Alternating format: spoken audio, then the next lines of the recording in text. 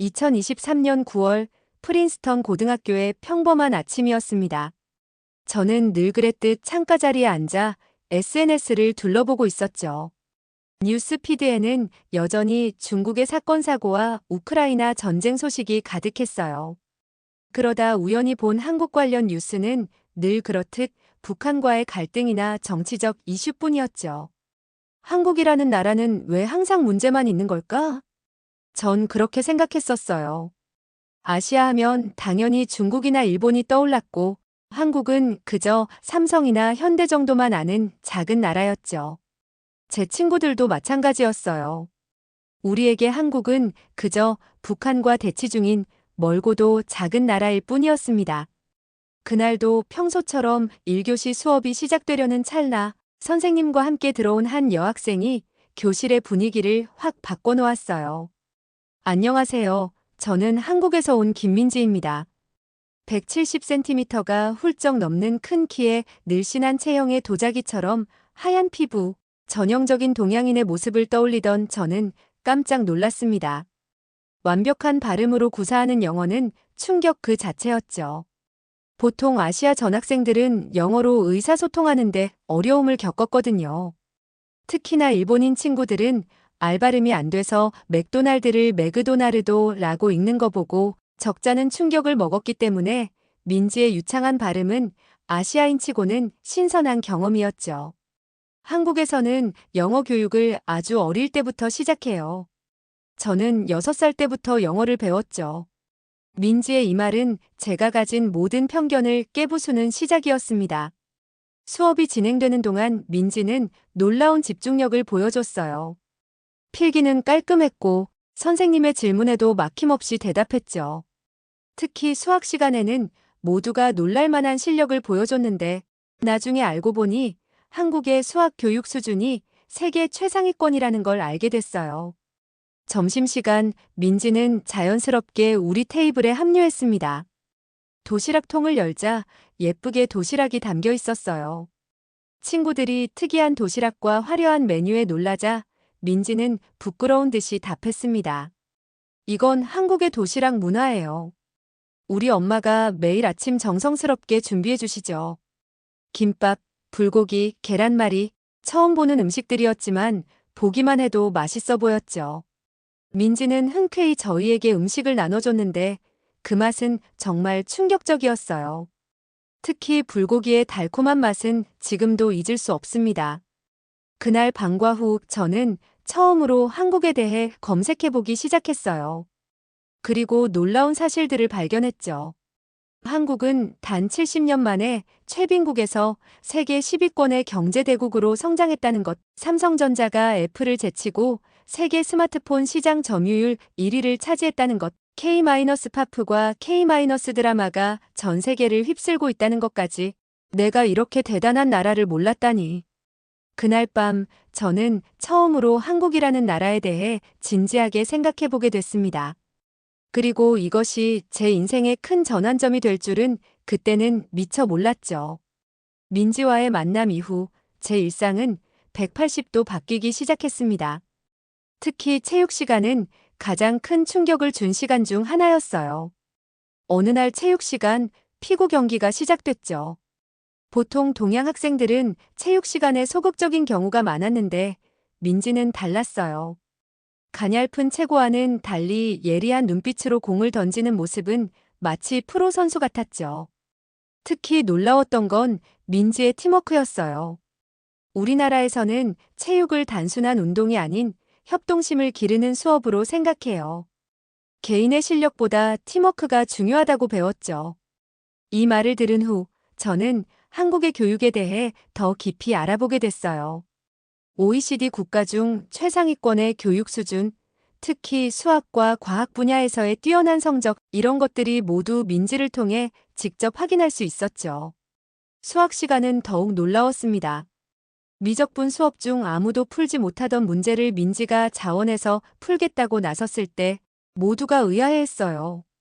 하지만 민지는 칠판 앞에서 정확하고 논리적인 풀이 과정을 보여줬고 심지어 더 효율적인 해결 방법까지 제시했죠. 한국에서는 이런 문제들을 중학교 때부터 다뤄요. 사교육도 발달해 있어서 심화학습을 일찍부터 시작하죠. 이런 민지의 설명은 제게 큰 충격을 줬어요. 미국의 교육이 최고라고 믿었던 제 생각이 흔들리기 시작했죠. 점심시간마다 민지는 새로운 한국 음식을 가져왔어요. 김치볶음밥, 잡채, 떡볶이와 같은 음식들은 처음에는 낯설었지만 어느새 제 최애 메뉴가 됐죠. 특히 김치는 처음엔 냄새 때문에 거부감이 들었는데 지금은 매일 먹고 싶은 음식이 됐어요. 방과 후에는 민지와 함께 K-팝 댄스를 배우기 시작했어요. 처음에는 단순한 호기심이었는데 어느새 저는 블랙핑크와 BTS의 노래를 모두 외우고 있었죠. 특히 BTS의 다이너마이트가 빌보드 핫백 차트 1위를 기록했다는 소식을 들었을 때는 마치 제가 이룬 성과처럼 기뻤어요. 도서관에서 공부할 때면 민지는 자신만의 학습법을 공유해줬어요. 한국에서는 스터디 문화가 발달해 있어요. 혼자 공부하는 것보다 여럿이 모여 서로 가르치고 배우는 걸 중요하게 생각하죠. 이런 학습 방식 덕분에 저의 성적도 크게 향상됐어요. 특히 수학과 과학 과목에서 눈에 띄는 발전이 있었죠. 민지와 함께한 2년이 순식간에 지나갔습니다. 그동안 저는 완전히 다른 사람이 됐어요. K-팝은 제 플레이리스트의 대부분을 차지하게 됐고 한국어도 중급 수준까지 배웠죠. 특히 오징어 게임이 넷플릭스 역사상 최고 시청률을 기록했을 때는 정말 자랑스러웠어요. 하지만 대학 진학을 앞두고 큰 갈등이 찾아왔습니다. 저는 서울대학교 국제학부에 지원하기로 결심했는데 부모님의 반응은 예상대로 부정적이었죠. 엘레나 하버드와 예일도 있는데 왜 하필 한국이니? 그곳은 너무 멀어. 위험하지 않을까? 언어도 다르고 문화도 달라. 적응하기 힘들 거야. 부모님의 걱정은 이해할 수 있었어요. 하지만 전 이미 확신이 섰죠. 그래서 준비해온 자료들을 보여드렸어요. 2023년 세계대학 순위에서 서울대가 30위권에 진입했다는 뉴스, OECD 국가 중 한국의 치안지수가 최상위권이라는 통계, 그리고 서울이 세계에서 가장 살기 좋은 도시 중 하나로 선정됐다는 기사들을요. 특히 설득에 도움이 됐던 건 한국의 기술력이었어요. 삼성전자가 세계 반도체 시장을 주도하고 현대자동차가 전기차 시장에서 테슬라를 위협하는 존재로 부상했다는 뉴스들은 부모님의 인식을 바꾸는데 큰 역할을 했죠. 실리콘밸리에서도 한국 엔지니어들의 실력은 이미 인정받고 있어요. 게다가 한국은 5G 기술과 디지털 인프라가 세계 최고 수준이에요. 하지만 진짜 전환점은 따로 있었습니다. 어느 날 아버지의 회사에 한국 기업과의 합작 프로젝트가 들어온 거예요. 처음에는 의심쩍어 하셨던 아버지가 한국 측의 뛰어난 기술력과 전문성을 직접 경험하시더니 태도가 180도 바뀌셨죠. 내가 말한 것처럼 한국이 정말 대단한 나라구나. 2024년 8월 드디어 저는 인천국제공항에 발을 디뎠습니다. 공항에서부터 느껴지는 첨단 기술의 향기가 저를 압도했어요. 서울에 도착해 가장 먼저 놀란 건 대중교통이었어요. 초정밀 시간 체계로 운영되는 지하철, 어디든 갈 수 있는 버스 노선과 지하철 노선은 제가 신선한 충격이었습니다. 미국에선 상상도 할 수 없는 수준이에요. 이렇게 깨끗하게 대중교통을 이용하다니. 밤늦게도 안전한 거리는 또 다른 충격이었습니다. 새벽 2시에도 편의점과 식당이 문을 열고 있고 여성 혼자 걸어 다녀도 전혀 위험하지 않았어요. 곳곳에 설치된 CCTV와 비상벨, 그리고 24시간 순찰하는 경찰들 덕분이었죠. 특히 인상 깊었던 건 디지털 기술의 활용이었어요. 스마트폰 하나로 모든 게 해결되는 환경이 정말 놀라웠습니다.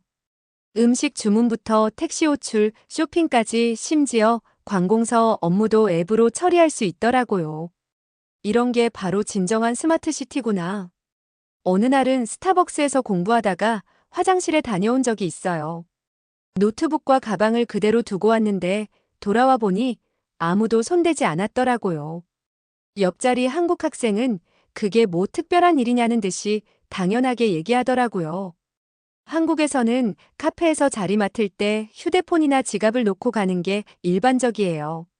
이런 치안과 신뢰 문화는 제가 경험한 어느 나라와도 비교할 수 없는 수준이었습니다. 프랑스 파리에서는 항상 소매치기를 조심해야 했고, 중국 상하이에서는 친구가 핸드폰을 도난당한 적도 있었거든요. 실제로 얼마 전에는 제 룸메이트가 온라인 쇼핑몰에서 사기를 당했는데 사이버 수사대가 일주일 만에 범인을 검거했다는 소식을 들었어요. 미국이었다면 상상도 할 수 없는 일이었죠. 대중교통을 이용하면서 또 하나 감동받은 건 노인 공격 문화였어요. 젊은이들이 자연스럽게 어르신들께 자리를 양보하고 버스 기사님께 인사하는 예의 바른 문화는 제가 미처 몰랐던 한국의 또 다른 매력이었습니다. 일본이나 중국에서 온 유학생들과 이야기를 나눌 기회도 있었어요. 처음에 그들은 한국을 무시하는 듯한 태도를 보였죠. 하지만 시간이 지날수록 그들의 태도가 달라지는 걸 볼 수 있었어요. 너희 나라 반도체 기술은 정말 대단해. K-파프과 K-드라마의 영향력이 이렇게 클 줄 몰랐어. 특히 최근 삼성전자가 세계 스마트폰 시장 점유율 1위를 달성하고 SK하이닉스가 일본의 반도체 기업들을 제치고 세계 시장을 장악하는 걸 보며 그들의 태도는 완전히 바뀌었죠. 한국에서의 첫 학기가 끝나갈 무렵 저는 부모님께 편지를 썼어요. 한국에서의 생활이 얼마나 안전하고 편리한지, 대학의 교육 수준이 얼마나 훌륭한지, 그리고 무엇보다 이곳에서 새로운 꿈을 찾았다는 이야기를요. 그리고 얼마 전 부모님으로부터 기쁜 소식을 들었습니다. 아버지가 한국 지사로 발령받으셨다는 거예요. 가족 모두가 한국으로 이주하게 된 거죠. 내가 그렇게 좋다고 하더니 정말 최고의 선택이었구나. 이제는 확신해요. 제가 한국을 선택한 건 제 인생에서 가장 탁월한 결정이었다고요. 세계에서 가장 안전하고 편리하고 역동적인 나라, 대한민국에서 새로운 삶을 시작하게 된 것이 자랑스럽습니다. 특히 최근에는 한국의 우주산업 발전을 보며 더욱 놀라고 있어요. 누리호 발사 성공과 달 탐사 프로젝트의 진행, 이런 첨단 기술의 발전을 직접 목격하는 것은 정말 특별한 경험이에요. 이제 저는 알아요. 제가 세계에서 가장 역동적이고 혁신적인 나라를 선택했다는 걸요. 이렇게 저의 한국 사랑은 날이 갈수록 더욱 깊어지고 있답니다. 한국의 이런 놀라운 발전이 어떻게 가능했는지 궁금해진 저는 한국 현대사를 공부하기 시작했어요. 특히 흥미로웠던 건 1960년대 박정희 대통령 시기의 이야기였죠. 1960년대 한국은 세계에서 가장 가난한 나라 중 하나였다고요? 그게 정말인가요? 경제학 수업에서 만난 김 교수님은 제게 놀라운 이야기를 들려주셨어요. 1960년대 초 한국의 1인당 국민소득은 고작 87달러였다고 해요. 아프리카의 가나보다도 못한 최빈국이었죠. 당시 박정희 대통령이 경부고속도로 건설을 선언했을 때 정치권에서는 시기상조라며 반대했어요. 하루 교통량이 고작 1000대도 안 되는데 왜 8차선 고속도로를 만드냐는 거죠. 하지만 박정희 대통령은 밀어붙였다고 해요. 하면 된다는 신념으로 2년 6개월 만에 428km의 고속도로를 완성했답니다. 지금도 세계 건설사에서 놀라운 기록으로 평가받는 일이라고 하더라고요. 빨리빨리. 이게 바로 한국인의 DNA예요. 교수님의 이 말이 제 귀에 깊이 박혔어요. 한국인들의 특유의 빨리빨리 문화, 처음에는 단순히 성격이 급한 줄 알았는데 알고 보니 이게 한국의 압축 성장을 가능하게 한 원동력이었더라고요. 실제로 제가 경험한 한국의 모든 것들이 이 빨리빨리 정신을 증명하고 있었어요. 세계에서 가장 빠른 인터넷 속도, 단 몇 시간 만에 배송되는 쿠팡 로켓 배송, 24시간 안에 휴대폰 수리가 가능한 애프터 서비스까지, 특히 인상 깊었던 건 코로나19 대응이었어요. 다른 나라들이 몇 달씩 걸려서 할 일을 한국은 몇 주 만에 해치워버렸죠.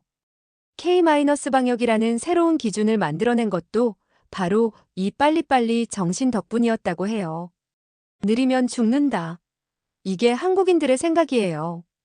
김 교수님의 이 말씀을 듣고 나서야 저는 이해했어요. 왜 한국이 반도체, 스마트폰, 전기차 배터리 등 빠른 혁신이 필요한 산업에서 세계 최고가 될 수 있었는지를요. 그리고 왜 BTS, 블랙핑크 같은 K-팝 아이돌들의 칼군무가 그토록 완벽한지도요. 얼마 전에는 정말 놀라운 경험을 했어요. 제 친구가 아침 일찍 아이폰 화면이 깨져서 고치러 갔는데 점심시간도 되기 전에 수리가 끝났다더라고요. 미국에서는 보통 며칠씩 걸리는 일인데 말이죠. 한국에서는 이게 당연해요. 빠른 게 기본이니까요. 특히 최근에는 더 빠르게에 대한 한국인들의 집념을 보여주는 재미있는 뉴스를 봤어요. 2024년 초 테슬라가 전기차 충전 시간을 30분으로 단축했다고 자랑했더니 현대자동차가 18분 충전으로 맞받아쳤다는 거예요. 그것도 모자라 지금은 10분 이내 충전 기술을 개발 중이라고 하더라고요. 또 최근에는 인터넷에서 화제가 된 영상을 봤어요. 외국인 유튜버가 한국의 배달 문화를 체험하는 내용이었는데 주문 15분 만에 치킨이 배달되자 완전히 충격에 빠졌더라고요. 이게 말이 되나요? 피자 배달도 30분 안에 안 오면 공짜라며. 심지어 아파트 공사 속도는 말도 안 되는 수준이에요.